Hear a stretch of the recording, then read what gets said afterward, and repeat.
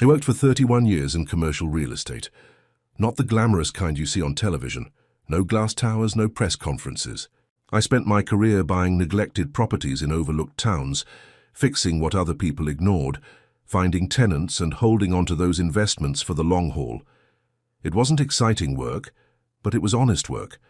By the time I turned 62, I owned several commercial buildings outright and a handful of residential properties besides. Every brick represented years of effort. I never cared much about appearances.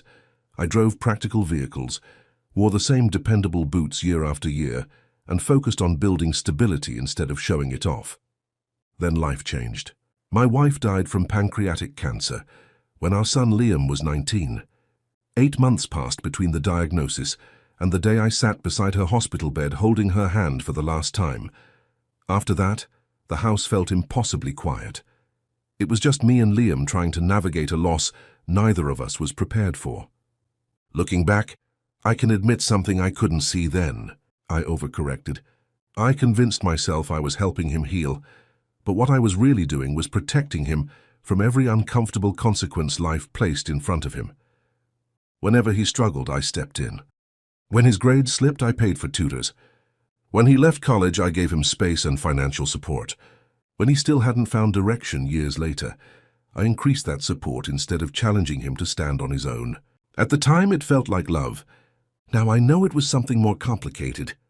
When Liam moved in with a woman named Adrian, I tried to be supportive. She was polished, confident, and always seemed to know exactly what to say. Nothing about her was openly rude or hostile. Still, something felt off. She complimented my properties the same way an investor studies numbers on a spreadsheet. Every conversation felt less personal and more evaluative. I ignored the feeling because Liam seemed happy. Over the years, the money I sent him kept growing. What began as occasional help slowly became a regular monthly transfer. There was always a reason. Unexpected expenses, temporary setbacks, business opportunities, promises that things would improve soon. I rarely questioned any of it. If you've ever watched someone you love drift while convincing yourself you're helping, subscribe to the channel. Some lessons take decades to recognize. Then came the phone call that changed everything. One spring afternoon, I was driving back from a property inspection when I called Liam like I often did. The conversation started normally. Then he said there was something he and Adrienne had been meaning to tell me. My first thought was that they were expecting a child. Instead, he casually informed me that they had gotten married 3 weeks earlier. Married 3 weeks earlier, and I was only hearing about it now. For a moment, I thought I had misunderstood. I asked him to repeat it. He did. As traffic rolled past outside my window, a feeling settled into my chest that I couldn't quite describe. Not anger, not yet. Something colder. Something that made me realize a much bigger conversation was about to begin. I finally asked the question that had been echoing through my head since he told me. Why wasn't I invited? The silence that followed lasted only a few seconds, but it felt much longer. Then Liam answered.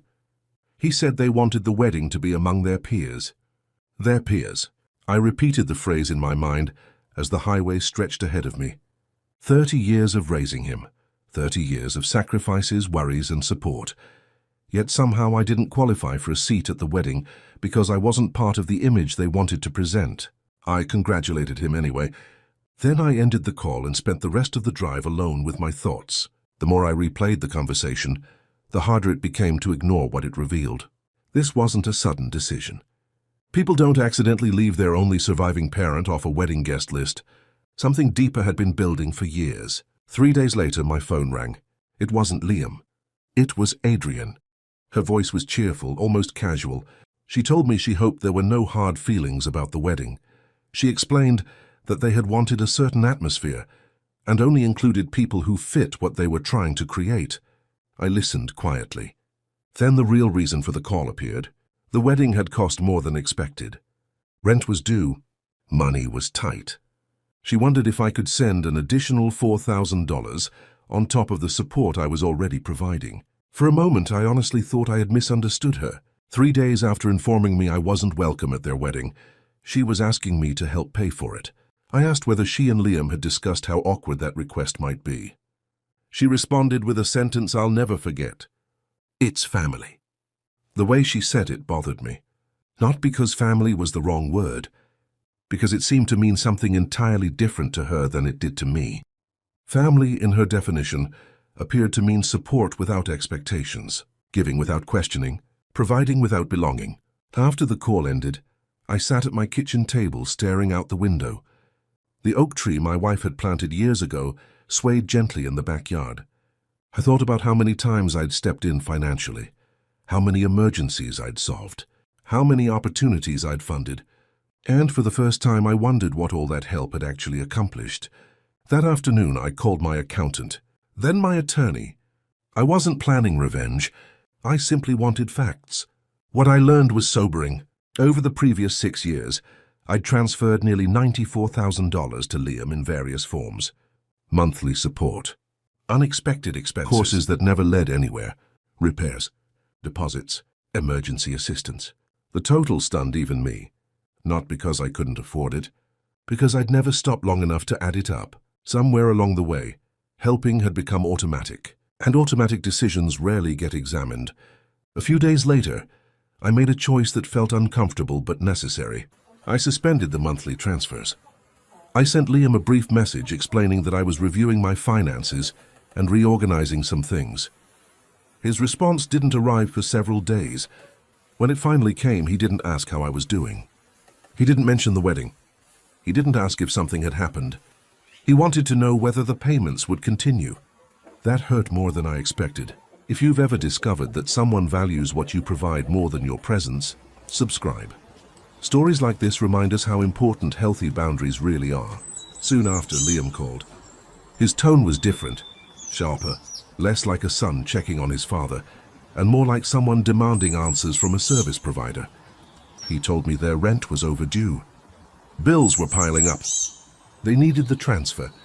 I listened. Then I asked him something simple. I asked why a 30-year-old married man believed his father's bank account was the solution to every problem. The silence on the other end was immediate. Then he accused me of punishing him over the wedding. Maybe a year earlier I would have backed down. Maybe I would have apologized. But something inside me had shifted. I told him the wedding wasn't the problem.